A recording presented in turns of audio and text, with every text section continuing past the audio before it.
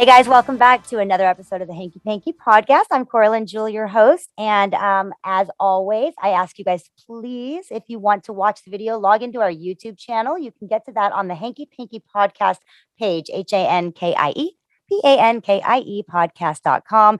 And right there, you'll be able to click on Spotify. You can go to Apple iTunes. You can go to YouTube. And then we are also on Full Swap Radio. And we are also on K97 FM radio, your adult party network. And we are on my producer, who is absolutely wonderful, Skyhawk After Dark, and he is on Skyhawk After Dark Net TV.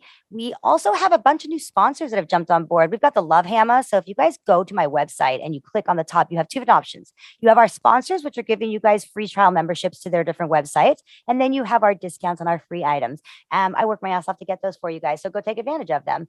And of course, my Coraline Jewell Intimate Lubricant is also now out on the market. And you guys can go to my website, CoralineJewell.com or JewelCBDLubricant.com and get that going. Without further ado, I'm super excited about my guest today. I know I say this every time, but you guys, I always try to bring you a variety of different people, not just porn stars, not just swing club owners, not just BDSM trainers or therapists or psychologists or somebody that can make you squirt with his watch. But this is a guest of mine who I think he was one of the first people that I met in the industry, I believe. Actually, yeah. So please welcome Rick Garcia is it Industry by Rick, correct? Correct, correct. All right. Hi, honey. How are you? Good morning. Thank you for having me. Thank you for coming. I was, we always interesting people, and then you called me. I don't, what happened? Oh, yeah, I know. I wrote him and I said, hey, I want to know if you'll be a guest on my podcast. And he goes, but I'm boring. And I go, no, you're not. No, you're not, because that's what we try to do. And then what's so funny is, like, even I was telling you with Todd Hunter, I just interviewed Todd Hunter. We must have talked for a good 45 minutes before we pressed record. And I was like, okay, we have to press record now. So, oh my gosh. Well, Teddy, thank you for coming to be on the show. I want to share your story and who you are. And I think I'm going to schedule another shoot with you because I think those are probably my best images ever. All right. So let's get started. So I'll let my guests know a little bit. You are a photographer in the adult industry. Do you shoot exclusively for AVN? Yes. Yes, I do. Just photography or video as well?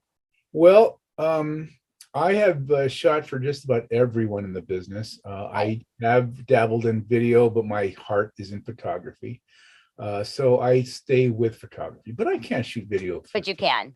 I can. Careful what you tell me. Okay, so let's kind of go back for a second. Are you born in California? Where are you originally from? Born and raised East LA, just like the movie. Really? Just like the movie, yeah. Oh, okay, all right. And then finished high school? Yes, I did. Okay, and then did you go on to college? Well, that little thing in North Vietnam happened, and I had to go visit that area for a couple Okay. Okay, thank you for doing that. You're welcome. Okay, so then after that, like when you were growing up, were you always into art, photography, stuff like that, or did you actually have a different goal in mind, saying like what you want to be when you grow up? Well, it's funny, looking back, the biggest thing we can go into when I was a kid growing up in East LA was working for a utility company, because that's where the money was. That's where the benefits were. Oh, okay. Yeah, that was our, not college. No one talked about college. It was just getting that money. Okay. The war came along, and I did that, and I got accepted at SC on a scholarship for some reason. Oh, okay. But the war came along, so I did my service, and I came back, and I just went to work right away, and I became a warehouse man in different jobs, and I got into an auto parts place, and I became an auto parts manager. Then I got into trucking. I bought my own truck. Oh, wow. My own trucking business, and but at the same time, I started a family, of course, and got into photography. And it was just little Instamatics, little things, and started taking pictures. And as time went on, I'm about, I don't know, 50 or so. And my son decided he wanted a tattoo. So I said, okay, well, let's go to a convention and see what this is all about. And I just loved it. So I took a little camera and I started taking pictures, and I loved it. And as I kept going and going, I started meeting more people, and I got tattoos. I got a couple of them. Oh my God, I didn't know. That's crazy. I didn't even notice. You see how like clueless I am. This is all after 50. See, it was this deal, Okay, I have to stop you for a second, because I have to rewind for a second, because I have to clarify that You did not get into like photography till you were 50? Correct. Wow. Okay, now this is going to get interesting. Okay. Okay, so that was a tattoo convention and you were interested there and that's where the tattoos are from and that was photography, but you're still at the same time you're married, right? You have kids? Yeah. At that time, we'd been married. I don't know. My son was 18 years, I guess. Oh, We've been wow. married for 43 years now. And Congratulations. That's Thank cool. you, thank you. And so, okay, going back. So when I was in the service, my mother said, "You better not get a tattoo," and I didn't. Uh-oh. I never got a tattoo. Then when my daughter was born, I had to get a portrait of my daughter. So I think it's on this arm, but I have a portrait of my daughter on this arm. Oh, wow. Look at that. Oh, cool. Look at that. And when my son came along, I got a portrait of him, and so I have a portrait of my son on this arm. Oh my God, how cute. Okay. Then time went on, and now my son's 18. He wants a tattoo. So okay, so we're back to there. So like I said, I got into it and started really enjoying the community and fascinated by the art and the people and the whole dynamic, I guess. And so people started seeing me, and where do these photos go? And I'm like, I just have them for myself. And so back then there was a thing, photo sites. You can put your galleries up there, and so I started that online for free. And I just started made a card and said, well, you see your photos here. And a magazine guy came up to me and said, hey, we like your photos. We like to use them. I go, well, I'm no photographer. I just have this little, piece of crap camera. Oh, wow. And no, but we like what you take. We like your eye. I don't know what that meant. You have the eye. I have no idea what the eye is. So they bought my photos, and looking back at those photos, I'm kind of like, oh my God, they bought those. Anyway, so and in tattoo industry or the tattoo community, there's different walks of life. There's musicians, there's adult people, there's fetish people. So at first I met musicians. And they say, hey man, we like your stuff. Why don't you come? We're having an award show. Come and take some pictures at our award show. Really? These, it's a little garage band, they get a little whatever. So I go, it's in downtown LA, and I'm in shorts and a t-shirt, my normal dress. And I walk in and these guys are all decked out and I'm going, what the hell am I doing? I got my photo pass, I'm in there and I got my little camera and these guys are there, the big giant, we'll get that A&M records for this and that. I have wow. Because I'm not a super music fan, and again, some guy from some local magazine, I can't remember the name now. He said, hey, can we use your photos? I go, sure, you're welcome to them. And so I got a couple of, I started working for a music magazine, and started going to all the clubs in Hollywood and taking photos of different bands, again, not knowing who the hell they are. Okay. But they've been around. And then from there, I met fetish people. And they say, hey, we're having a party over here. Why don't you come and take pictures at our Wow, okay. At this point, you had gotten, I'm assuming, did you now invest in a better camera or lighting equipment, stuff like that? I got a Rebel, a DSLR, camera. And I started with that on automatic because I'm not a trained photographer. I put it on automatic, just started taking pictures. And again, looking back at those photos, I should go, oh my gosh, people paid me for those. I think I found some of your photos on Viewbug. Yes. I found them. Yeah, I do my research. Yeah. They're all over the place. And then from there I met porn people, and they say, hey, we're having a party. And it was the first party I went to was Jeff Mullen's Halloween party. Okay. Party. That was the first one I went to, and that's where I met all these people. And I actually took my son with me, and I gave him a camera just to help me out. And we started taking photos, and then we started going to more events, and people started recognizing me, and saying, "Hey, could do this, could do that." And as this time goes on, I'm buying better equipment because I want to improve my product. So again, during all this time, I'm still a truck driver. That's what I was just going to ask you. So you're still supporting your family as being a truck driver, but yet you're also now getting little. And are most of the gigs were paid gigs? Like when they said, "Do you want to come to the Halloween party?" or no? It was never about, and it still isn't about the money for me. I had a good career. My wife has a great career. We're both retired now, so we're comfortable. And the money I made in the business all went to new equipment, and it never paid my bills because everything else is taken care of as far as. So let's go to now. You're at the adult industry. You're taking pictures at this party that you were invited to. Okay. At what point in your career did you actually? Because I know we'll get to how you shoot on the red carpet at the AVNs. But at what point in your career did you start taking pictures, like nude pictures of women? And how did your wife react to that, or did she really just not care? Well, I've met your wife. I remember I met her. yes, She's yes, cool. yeah.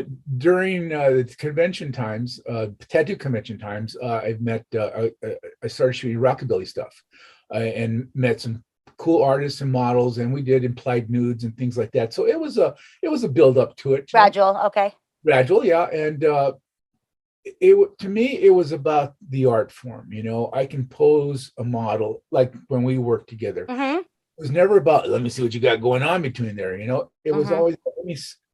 I'm old, so You're not old. I know it's my mindset. Less is more. Yeah. It's sexy. I like that mystique of a woman. Before you show it all, give it all away first. I So do too. I don't know what's happening to our world, you it's just know?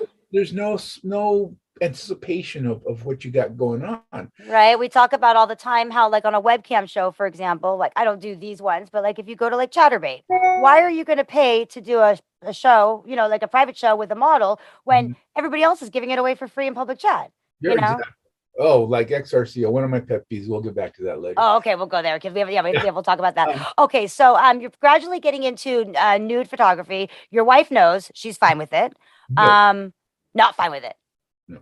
Well, Oh, not okay. for when I used to shoot back here at my house. I had models here all the time. I'd go to different like rockabilly events or car shows or whatever, and do pinup, a lot of pinup photography. And so I would incorporate my pinup photography into the adult business. So you can see a little bit of that when I pose models. So I would do mostly events. It was before I started shooting features and things like that. My wife, yeah, she was very supportive, but she had a little, well, what the hell is going on there? And when she confronted me with that, her feelings about that, I said, that kind of makes me feel kind of good that you're jealous. Cool. But believe me, there's nothing like that going on. If it wasn't for this camera, no one would pay attention to it. And that's what it is. And I said, you know what? I'm taking you with me.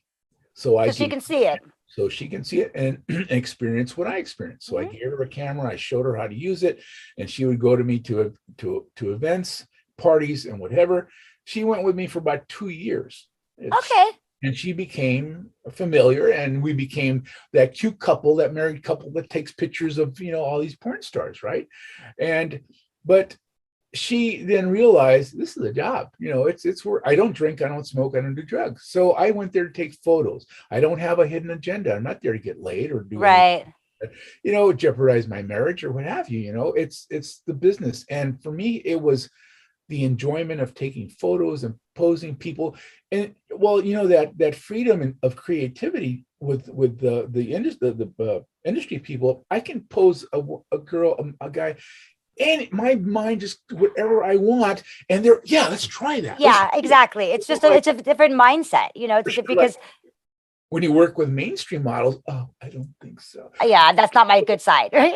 Yeah, exactly. Yeah, I mean, it's very much, I don't know if you know, for me, I started out in the industry actually as a director on set.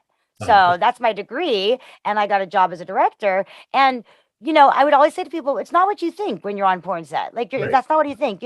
I'm looking at angles, I'm looking at lighting, I'm looking at shadows. I personally, everybody's got, a cut different, what do you call it? Different cup of tea, right? Mhm. But I'm like you. I like, a little bit of mystique. I like a little bit of sensuality and like Right. leave Right. something to the Right. imagination. So Right. that's me. Okay, so she became comfortable with it. Mhm. At what point was AVN starting to ask you to come and like shoot on the red carpets and stuff? Like, how did you get to that point? It was another gradual thing. They saw me Wow. and they asked me for photos. I said, of course. XFIS did the same thing. They asked me Okay. for photos and started giving them photos and galleries. And then I started I started going to AVN and XFIS on my own. I would take my wife with me, and they were non-paid gigs. It was all funded by me. But again, I wanted to go. And as uh, each year went on, I would get a little, I promoted, I guess you would say, yeah, you can come to the bigger red carpet because, AVN, there's different red carpets. Right.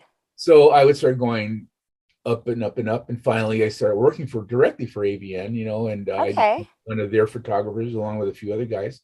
Jeff Koga is the other photographer. Okay. And then I became, I guess because I worked at it so hard and to get everyone at the conventions because I work at the convention 20 hours a day because I do Mhm. the or I just keep walking and walking. I always would remember we would walk by each other. I'm like, hi, Rick, hi, Yeah. Carla, you know? I try to get everyone. Yeah. I try to get everyone because I think everyone is important. I don't discriminate, I guess you want to say. And Mhm. at the same time, I'm having a blast. It's so much fun. And then the last couple of years, I started working with Sharon Street, who was the editor at the AVN, and Okay. Miller, another editor at AVN, and I was also working at that time with XBiz. I would cover all their events. Is that a conflict of interest? Well, Do they? Yeah. Okay. I would work event for whoever would call me first. Okay. So if Dan called me first, yeah, okay, I'll work for him. If XBiz would call me, I work for them. So even though the conventions weren't at the same time, right? No, the conventions were different. Conventions were different, so I would work each convention. You could do the conventions. Okay. Right. Until maybe 5 years ago or so, there was like either work for us or work for them. Oh, real? Yeah. Okay. Either. So, Okay. So like, are you still? Because I was talking to Todd, so I think he said, yeah. So oh God, now did he say he's still writing for them? But I mean, he was always freelance too. But he was writing for them. Are you still working for them? I know you said you're retired, but will you be there next year when they let us all back? next year, there's no AVN next year. Well, no, I don't mean 2022. I'm 2023. Oh, maybe.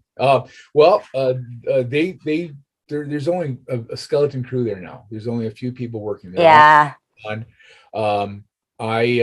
They have no budget. I asked them if they needed photos from the XRCO. Oh, we have no budget, but we'll take them for you.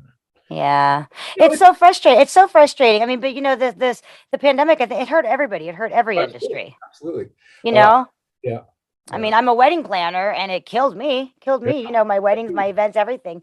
I had a question for you. It was about crap. See, you guys, we were talking about this earlier. Hey, my mom listens to my podcast. Mom, my dad won't talk to me, but my mom listens to him. Mom, I love you. Mom, remember when you used to say to me, you'll see how you forget it. And I used to make fun of you. I'm so sorry. I love you. You are 100% right.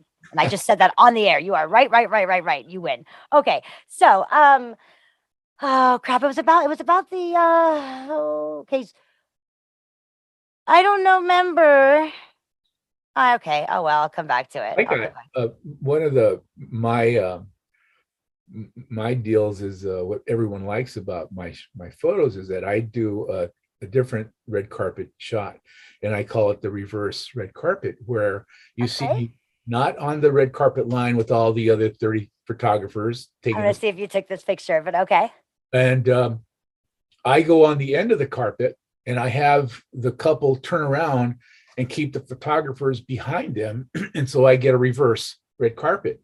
Okay. And everyone loves that shot. So that's one of the shots I'm known for, and they want. So I get to be the only guy on the actual red carpet taking that photo for AVN.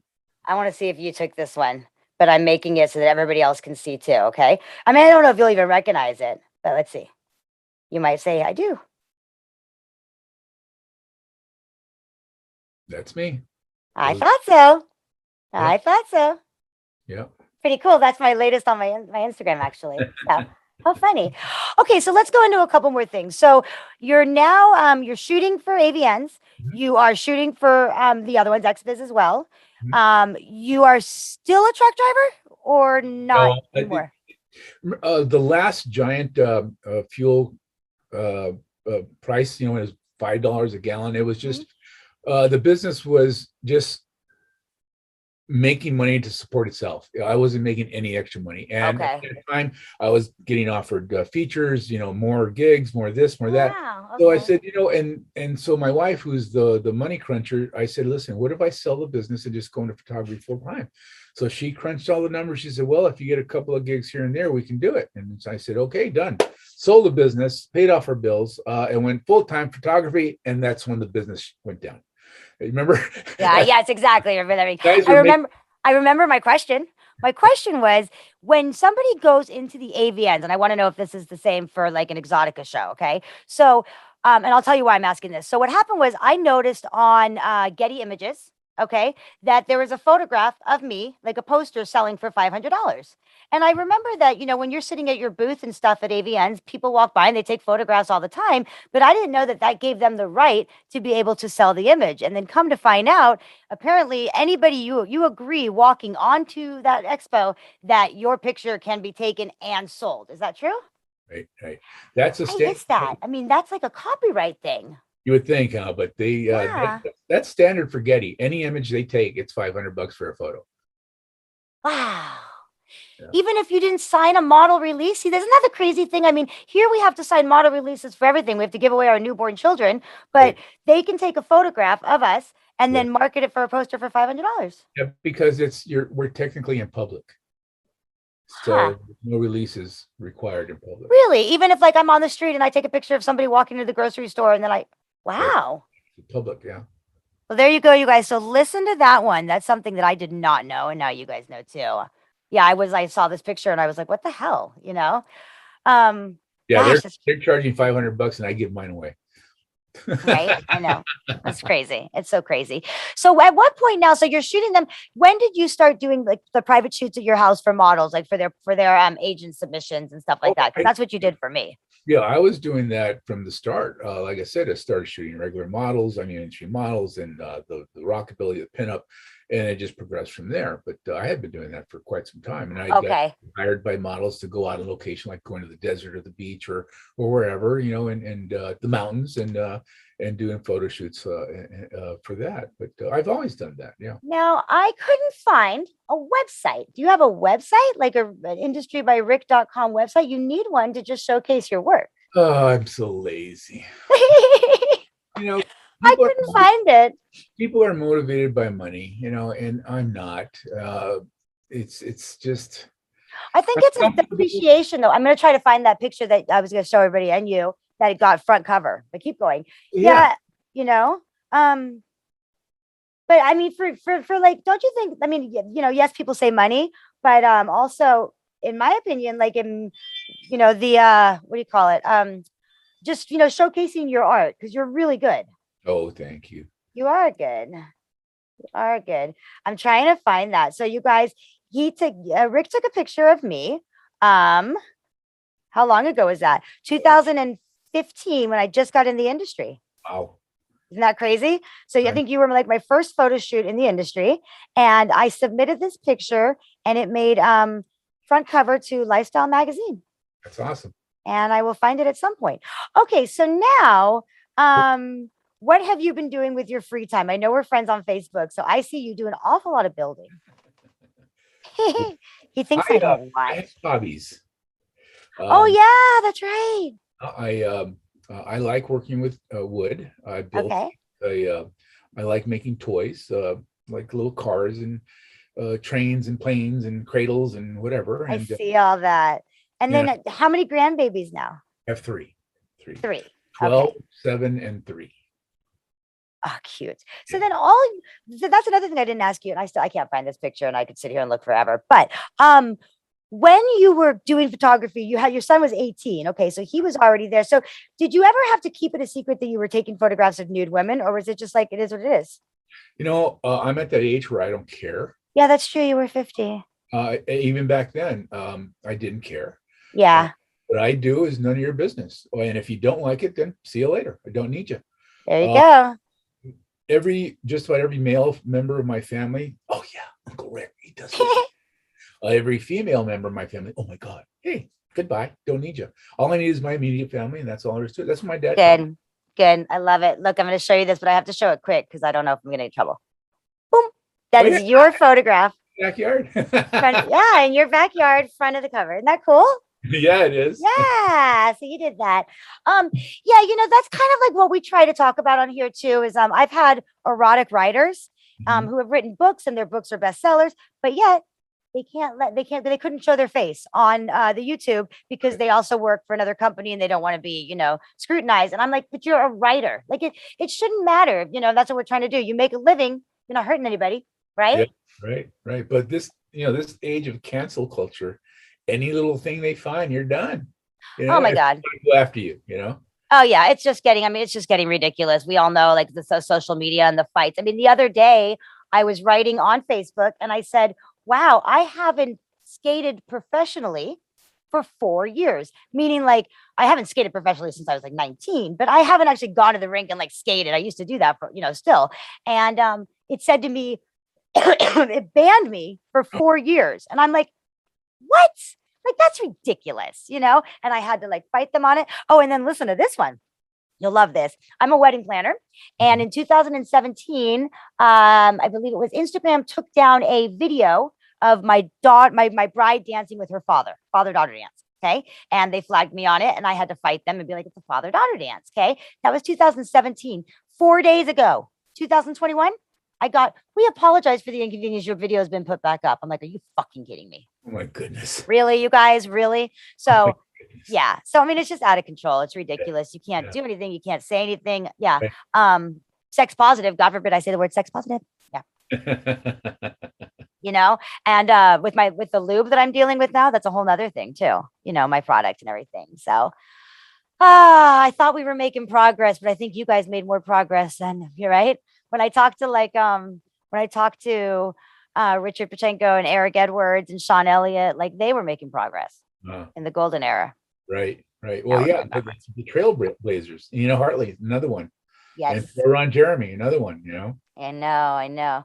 Okay, so let's go there a little bit. So you've met, I want to go here. Okay, so you've met, now you know everybody. Everybody knows you. You're very likable. You're very respected in the industry, and I think that's really important in our industry because that's what I tell people. There's bad seeds in everybody, in everything. Okay. And I always tell, and girls, I'm going to say it again, guys, I'm going to say it again. When you're getting in this industry and you get offered a shoot, and they say to you that they're with private society, they might say that, but you need proof of it. You need to get a phone number. You need to run the number. You need to get a website. And if you want to know the tricks of the trade, I don't mind you reaching out to me because we just had somebody that was misrepresenting themselves as another company and a model didn't do a background check and showed up there and something bad could have happened. So, bad seeds and everything. But I was going to ask you, when you, you've met all these people in the industry, give me, this is going to be a hard one because it's a little bit different, but I always ask like a time that you were either on set or at a show, okay, or doing a shoot with a model. So you have a lot of options that you went like, oh my God, like I can't even believe this is like happening. So like I could say, something like a time for me at the brothel that even I was like, whoa, or on a porn set, or something like a webcam customer. So can you think of something that just comes to mind? Absolutely. Oh yeah, good. Okay. I have is I'm just new in the industry, but I've already developed a little reputation, and I get called by Nina Hartley to go do a photo shoot for her. And I said, absolutely, it'd be my honor. I mean, Nina Hartley, she was my go-to when I was growing up. Are you kidding me? So we go to her loft, and it's a beautiful, I don't know if you've been there, but it's a beautiful loft. She's got a dungeon in there. She's got it's fantastic. Okay. So, and my son came with me. He's helping me with the gear and stuff. And so I set up the white screen, and I'm sitting down and I'm adjusting my camera and what have you. And she's in there getting ready, and she's just talking a mile a minute to my son about hockey, about school, about this, about that. How old was your son at the time? At the time, he was probably in his 20s. Okay. Easily in his 20s. But my son is cool. And he's and I've taught him well. So he's very respectful, and he knows how to act, and I wouldn't have him there otherwise. But so I'm sitting on my little Apple box, adjusting my camera, and I've never worked with her before. I've known her, I've seen her, I've met her a few times. I've never worked with her. And she comes walking up to me and she says, Rick, can you help me? I go, sure. She turns around and bends over. And I'm going, oh my God. Okay. I love Rita. Fix my stocking and the garter belt. And okay. Yeah, those things are a pain in the ass. Well, I mean, I'm like, because I don't like touching models. Right? So there's a line that the respect, and I'll grab you by your shoulders or something to position you. But other than that, that's my wife. She would help me shoot. I said, can you kind of fix that right there? My wife would come along and take care of that business. But this was the first time I had a major star like Nina Hartley just bend over and do that. I mean, it was nothing to her, but it was like freaking me out. This is like someone I idolize, and wow, I guess I'm in porn now. So this was awesome. That was great for me. It was a great shoot. Nina, I have a funny story about Nina too. I went on set because I shot with her. I did the Nina Hartley seduction. Okay, so it was about her ex-husband's book, The Master of O. Mhm. And I went to set, and when I got on, Sable Renee was there, and Nina looks at me and she goes, "Who are you?" And I go, Corlin, Jewel," and she's like, "Who cast you?" And I'm like, "My agency sent me," and I was so nervous. It was like my fourth star, and she goes, "This is a gilf film, not a milf film. You're not a gilf." And Sable goes, "Stop yelling at her, Nina." And she says, "What's your name again?" And I go, "Corlin Jewel." And she goes, "Ah, shit." And I go, "What?" And she goes, "Oh God, you're friends with now I'm gonna blank on it. It's oh my God, you see my brain today. Oh my God, okay, I know her real name. I just gotta think of her poor name. Divine. Oh my God, my brain today. I'll figure it out. It'll come to me. It comes to me when I'm not thinking is what happened. But she's like, "Oh shoot, you're friends with them. I was told I always have to take care of you forever, you know?" So Oh, it was oh my God, Raquel Divine. okay, Yes, okay. yes. Yeah. So Raquel Devine is a very, very good friend of mine. I didn't know she was a porn star.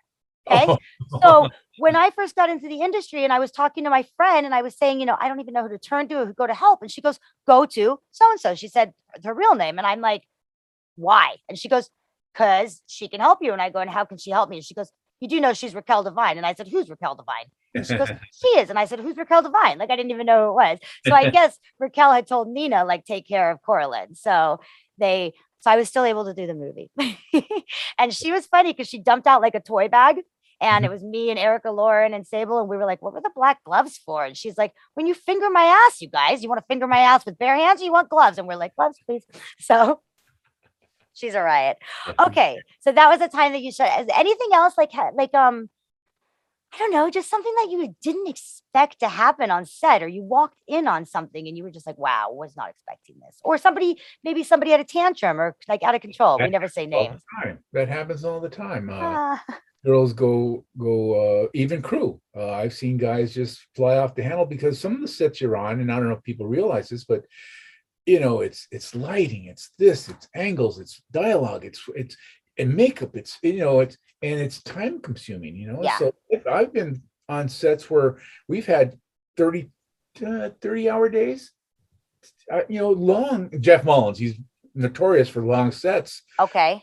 So a couple times, I remember one of the crew guys just got so frustrated and angry over the time, and he's tired, and we're all tired. Yeah. But for me, it's like, I know Jeff, I know his sets are long, so you're going to sign on to that, expect it. Right. So You're we prepared go for it. late, I'm ready. My mindset, I'll just sit here when they're ready for me, I'll work. But this guy just really flew off the handle, and to me, it's like, wow, if I was Jeff, I'd be, I don't know. But yes, I've seen Yeah.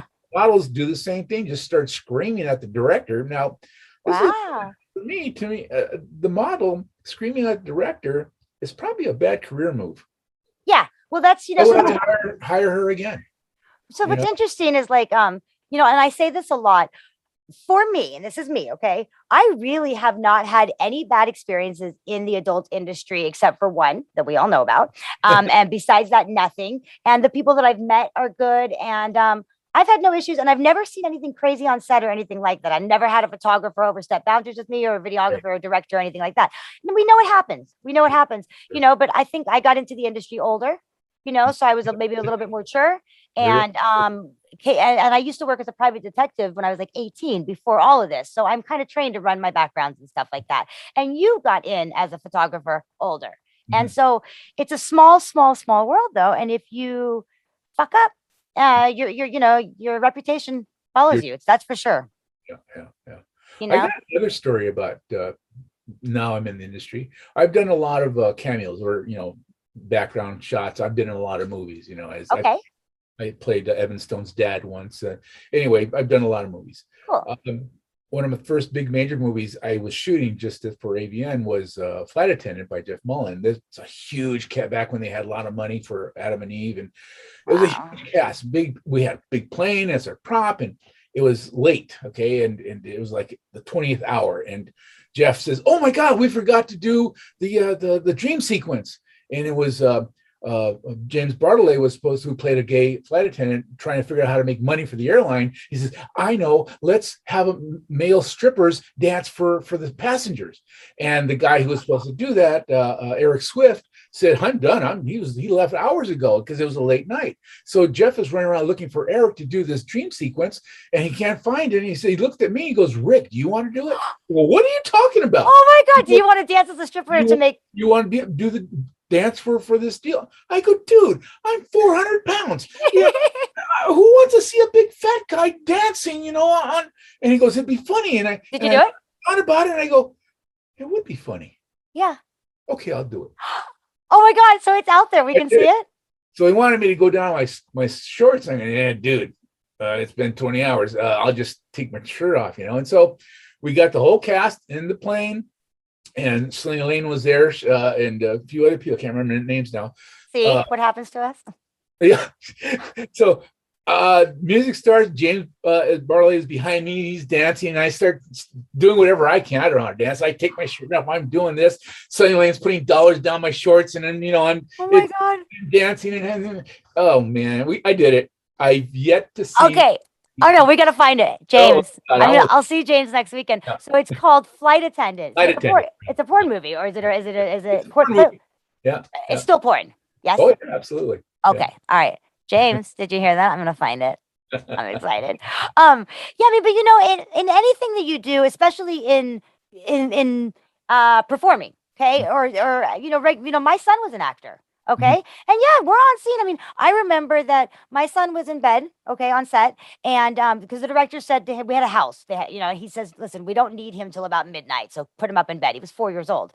And I remember tapping him and being like, baby, they need you now. And he's like, for what? And I'm like, for your roles. And he's like, forget it. And he lay down, and I'm like, buddy, I need you to get up, And I remember my son walked down there and he goes, come on, dude, let's get this rolling so I can go back to bed. So I mean, they're keeping even kids up. He's 4 years old. He's 4. Hysterical. Yeah. Also, one time he was one of his scenes. He had to eat chicken nuggets, and I just remember that he looked at me and he's like, "Grow up," And I was like, "Okay, you guys, he can't eat any more chicken nuggets. Like he's eating 30. That's enough." So, but yeah, I mean, you have to just be prepared to be on set and be prepared to. You have to love the art. I think that's what it is. And it's a business, and it's a job. It's not playing games. Yeah. I mean, I love creating. I really do. And I'm careful about what kind of scenes I'll do. Because you don't want to, that's the other thing I tell performers, at any given time, if it's something that you are going to look back and regret that you did it, don't do it. Yeah. I mean, I've never done a gangbang. Now, granted, that could be really hot, not filmed, but I've never done one yet. So just saying. So, but yeah, I mean, so it's a small industry, but those people that do have good reputations, hold those reputations. You, Todd, I mean, Luke, Alexandra, you know what I mean? You gotta be We're smart. the elders, I know. And then, of course, I told you that I met, I'm learning so much. Herschel Savage. Do you know Herschel? Yes. Okay. Yes. So Herschel, was at that same Exotica in Chicago. And I told Patrick, the guy that does the autograph thing, my listeners know about them. I said, I really want Herschel on my podcast. And he goes, Herschel doesn't interview. Herschel doesn't like people. He'll never do it. And so when we got there, you got that impression. When we got there, he calls me up to his room. Patrick says he has a gift for me. And the gift that he gave me, which is really cool, was the poster of the adult movie Joy. Okay. Mm-hmm. That was Eric Edwards, Sharon Mitchell, and Herschel. Okay. And it was signed by all of them. And he gave it to me. Wow. Yeah, as a gift to me. I have it over here. It's so cool. It was so special to me. He said he gave it to me because Sharon expressed to him how much she enjoyed her interview with me and how she could see that I really did research on her and stuff like that. But so Herschel was in the room. Okay. So Herschel's like, what did he tell me? He says, you're like a little firecracker with cute little outfits every time I see you, something like that. And I go, hey, Herschel, can I ask you a question? And he goes, yeah. And I go, will you be a guest on my podcast? And he's like, yeah, why not? And I go, Patrick said you wouldn't, because Patrick was sitting right there. He could hear me. And he's like, I won't do it for anybody else. I'll do it for you. You're a little firecracker, cool. That's cool. So he was cool. But again, you meet the stories that he told me, that Sean Elliott told me, that, it's just amazing. So, okay. So now are you still shooting a little bit? I know COVID screwed all of us up. Yeah. I shot for Sunny. In fact, I'm going to shoot again for tomorrow. I'll shoot it for her. Okay. I've done a couple of features for Jeff Mullen, but I think the last one I did was maybe 5 months ago. And just saying, I've never shot with Jeff Mullen. You know, I don't know. very particular. You know, Um, so can you share with us, you went to the XROC awards, right? 2 nights ago, or was it last night? yeah, 2 nights ago. nice. Okay. So wasn't there the Why Not Awards as well? Wasn't it 1 and 1? Or That was no? that was last night. Why not? Last night was Why Not, and the night before was XROC, right? Am I right? Okay, Tuesday was the XRCO, and then I think La- Wednesday night was, or today's Friday. yeah. Thursday night was the Why Not. Okay. Did you Last night shoot? was Why Not. Did you do photography for both or just the first one? Well, I was hired to shoot for Why Not, but then they asked me for my Vax card, and I said, I guess I won't go. That's why I didn't go. Okay, so now I remember why. Because my PR Erica had said to me, make sure that you're vaccinated if you're gonna do. I was gonna present. That's what it was. And I go, well, I guess I won't be presenting an award then. And she's like, you're not vaccinated? And I said, I move too quick. That thing can't catch up with me. I'm like, I'm all over the place. Just got an So experimental drug that I just kind of don't yep. want to I do. know we won't go there now, but you and I'll go off air. But yeah, no, until we figure out if it's a bat or if the heat kills it or whatever, I'm gonna hang and wait. Yeah. But with that being said, you did shoot at XROC. So how was that during pandemic shooting versus your experiences in the past when we didn't have this pandemic? Well, our community is probably the most tested of any community around. I mean, everyone is tested. I mean, Yep. crew now is tested. If I go on set, I have to have the COVID test Yep. taken, and uh, which to me is silly because you have to have it 2 days before you go on set. Well, how about the day between the set and after the test? Who are you going to run into? It I makes know. no sense to None me. of it makes sense. None of And it makes you wear sense. the mask on set, but then 2 minutes in, you take the damn thing off because you can't breathe. I was exposed to I did a feature for a small company, and one of the performers was exposed, and this we didn't find out till after we had worked. Shot. Everyone was panicking. They said, go get tested, go do this. I said, I'm fine. No, I mean, yeah, exactly. I mean, yeah, there's so many different things, but it's even the same just with STDs in general. Okay. So, if I'm out and I date somebody and they're just a regular person, I say a civilian. Okay. And they like want to have sex. I'm like, put a condom on. And they're like, you're the porn star. And I'm like, exactly. I'm the one. I'm the one that if I give somebody else something or if I test positive in the industry, that's going to hurt me. And I'm concerned about, my other performers as well. I know some people aren't concerned about, Yeah. each other, but I am, you know. So, but yeah, I mean, and then, a lot of people like aren't tested in like their STDs. They're like, oh, I got tested last year. And I'm like, and how many people have you slept with in a year? Last year. Exactly. My favorite with the pandemic is this is my favorite. If when you could go to the casino, okay, and you can push the slot machines, no problem. Okay. And you can lay your chips out at the table. Okay. So you can put your grubby little hands all over your chips and make your bet, but you can't touch your cards. Because your cards carry COVID, but your chips don't. You're right. Okay. So that was my favorite because I remember I sat down to play and one of my dealer friends, I said, well, give me my cards. And he goes, oh no, honey, you can't touch your cards. And I go, what do you mean I can't touch my cards? And he goes, I look at him and I go, that's fucking bullshit. You look at him, and he's like, you're lucky that we're friends. I'm like, this is not cool. I'm done. Regardless, I'm done. So, oh my gosh. Okay. So it was, you found that it wasn't any different. It didn't feel any different when you were Uh, at the XROC? No? no one was wearing a mask. I wore a mask because I thought that was a protocol. No one Yeah. was wearing it. I'm looking around. No one's wearing a mask. But I still felt a little apprehensive about not wearing a mask. Even though I think it's stupid. They tell you We, this, they tell you that. I know. It's exactly what I said. You're just all over it's all over the place. They just you just don't you don't know. I just tell my kids this is all, both my kids got it and my ex-husband got it and he was in the hospital for 2 weeks with pneumonia, but they're all fine. But I just say to my kids, wash your hands. Don't put your hands in your face. I mean, they're constantly touching their faces. I'm like, don't touch your face. Yeah. You know. But yeah, so that's been interesting. I haven't it's hard, like I've been working weddings again, and it's kind of like it never happened when I'm at my weddings, Yeah. The wedding I did last week was 260 people. Wow. So yeah, tell me about it. 12 Yeah. hours on my feet. So I do weddings. That's a lot of work. yeah, it is a lot of work, right? Try Yeah. being the wedding planner and then the drapery doesn't show up. Oh, gosh. That was last weekend. So, oh my God, it was crazy.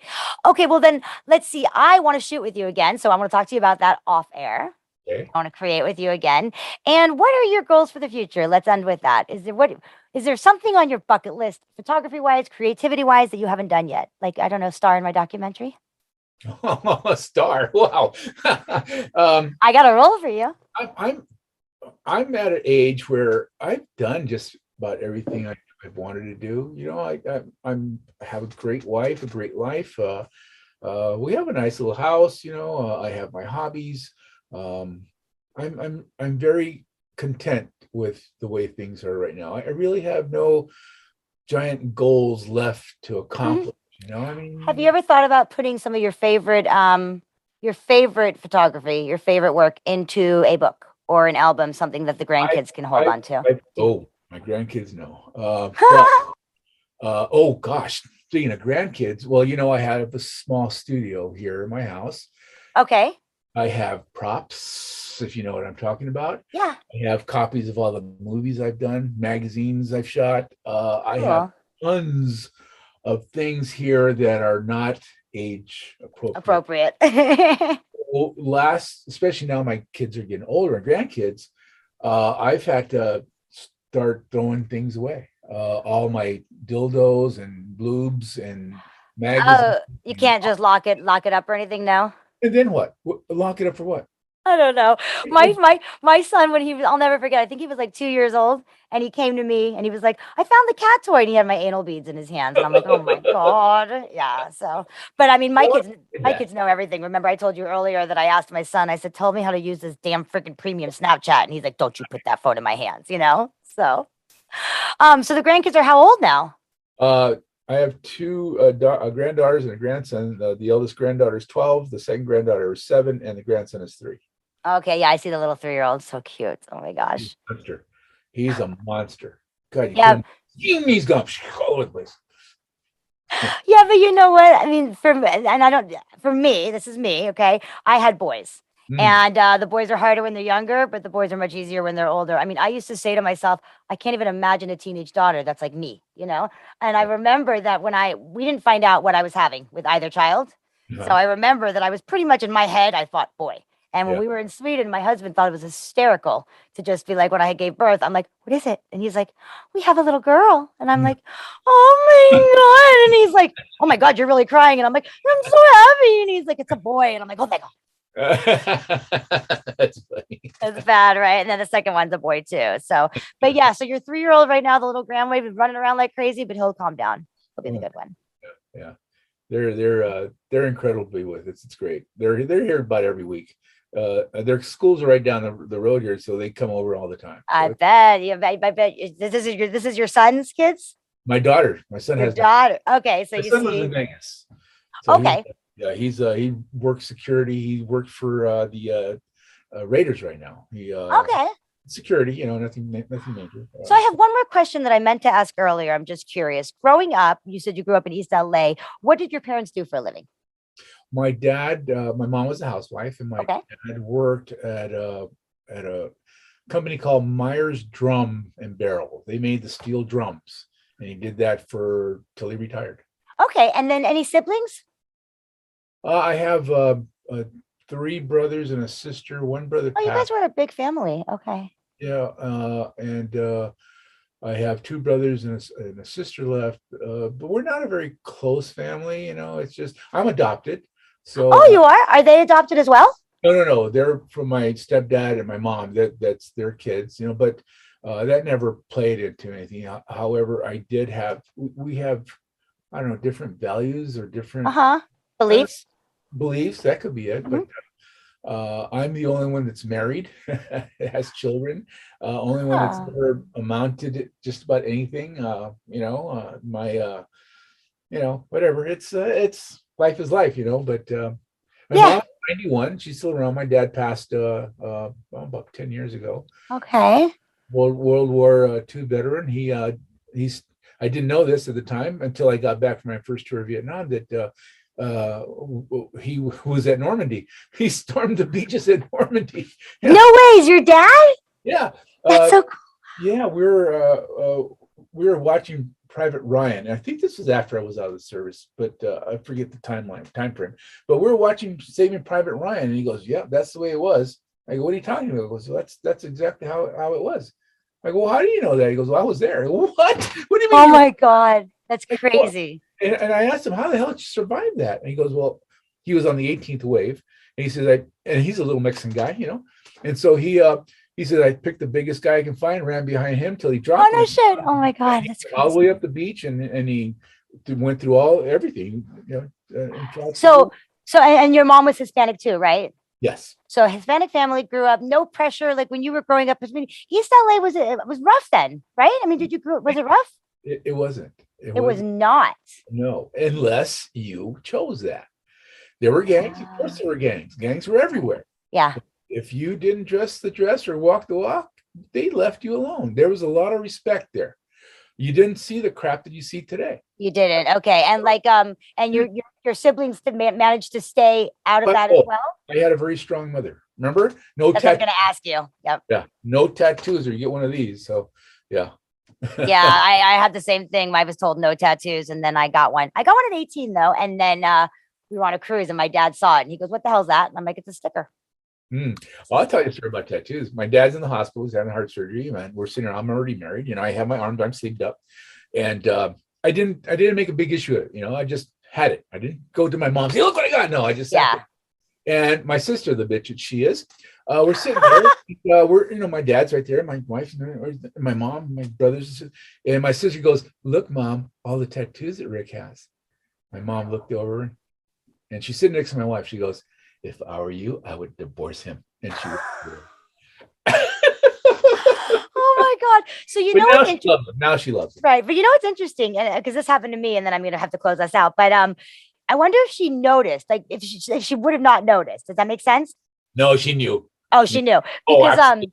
because when I think I was 13 or 14, it was my bat mitzvah, and my dad took me to Israel and London and Paris as a gift. Okay.